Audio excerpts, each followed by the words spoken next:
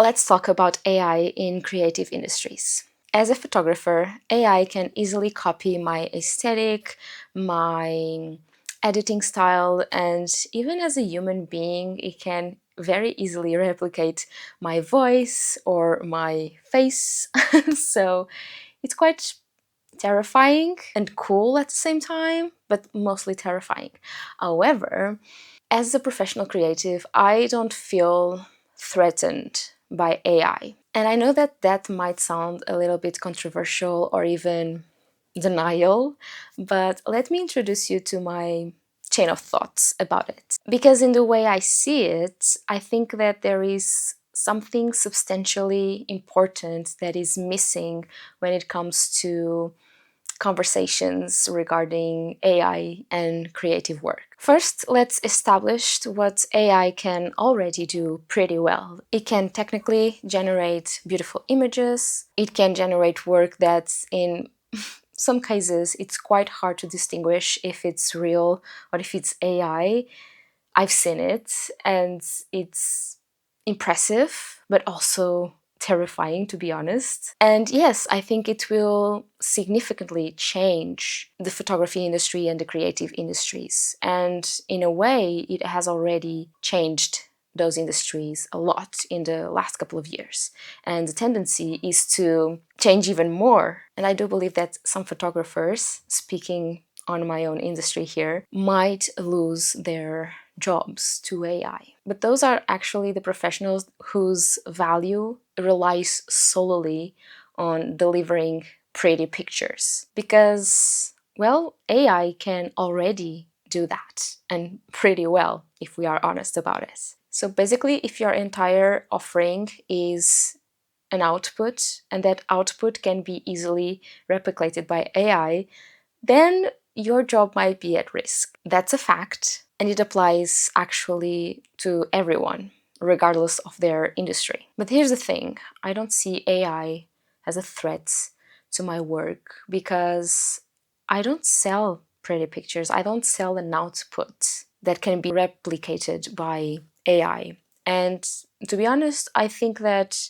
if every creative professional starts to think about it, it might come to the same conclusion that what they deliver is way more than the simple output. My clients don't come to me for a file, they come to me for an experience. Feeling of being truly seen by another human being, for the wind on their faces on a location they chose intentionally together, for the specific, unrepeatable moments that they shared, captured by someone who was actually there, someone who had spent weeks building an experience and a relationship with them even before the camera came out.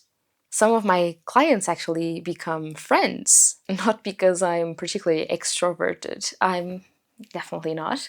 But because what we go through together, the vulnerability of being seen by someone else, the intimacy of those moments that you can't repeat, and the trust that has to exist for that experience to work, all that process creates something real between human beings, something that I don't believe AI can replicate.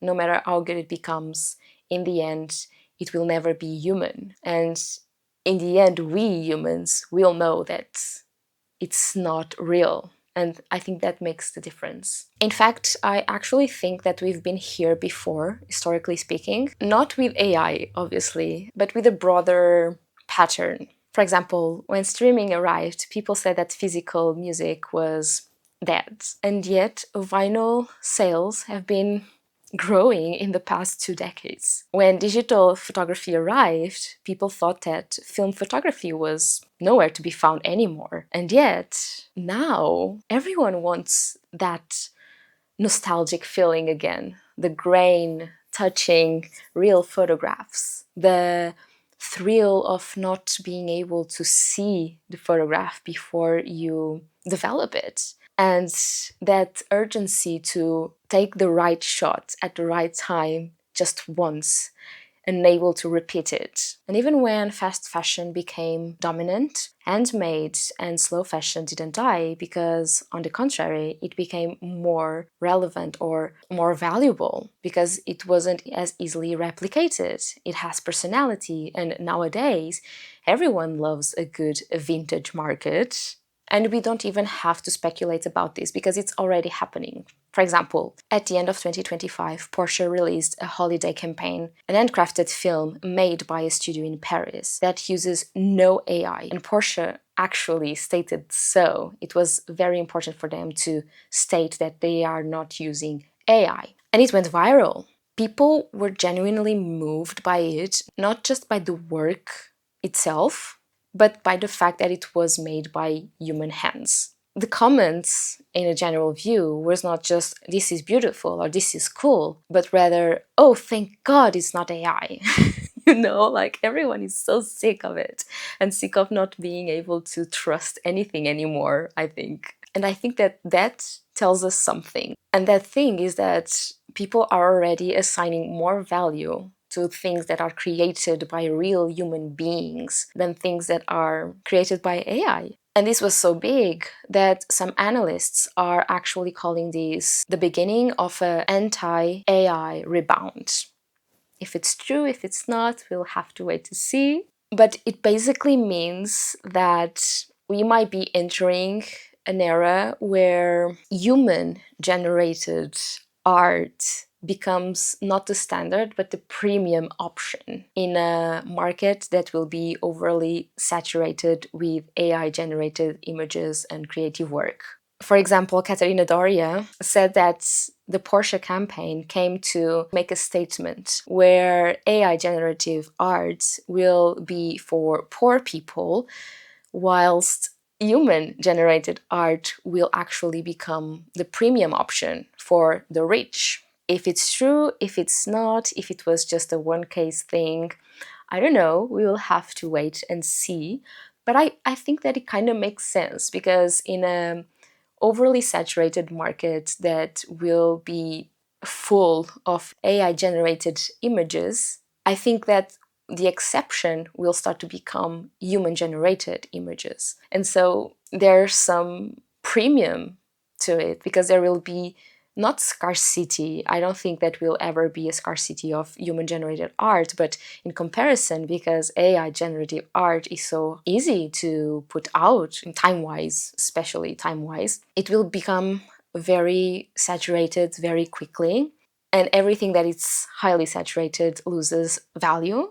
So there might be something here regarding this, actually. So my take on AI as a photographer is that I'm not particularly worried about creative work. I think that AI is very powerful. I think that a lot of things will still change in the industries and in the world. And I am worried with AI when it comes to human connection and when it comes to mental health and all of those things. Obviously, this is not what I'm talking about in this video. I don't think that AI is a very good thing for us human beings in general. But when it comes to creative work, artists, and creative industries, I don't see it as such a big threat unless you actually just do pretty things without a soul behind it. So if you are producing something without a soul, without a vision, without something that makes what you are creating really human and human powered,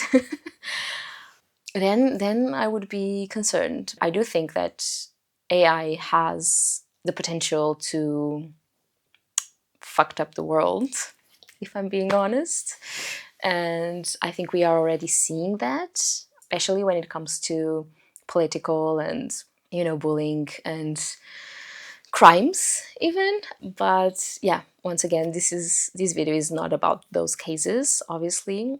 I think that as long as we put genuine human connection on top of our priorities as creatives, I think we'll be fine. I'm not saying that it will not be hard, because I'm pretty sure that it will. But whenever you feel like AI will destroy you, just think about vinyls. No one remember them. And now, like, new bands are recording their work on vinyls because everyone is back to vinyls and back to film photography and back to vintage clothes. So I think there's hope. I think it's hard to navigate the technological world of AI as a creative, but we need to remind ourselves that the work that we do, creatively speaking, goes beyond what AI can actually replicate. Because in the end, AI might replicate a lot of things, but it still won't be a human being with a soul. It can fake it, but we know it's not real. So I don't know. What's your take on AI as a creative, if you are one?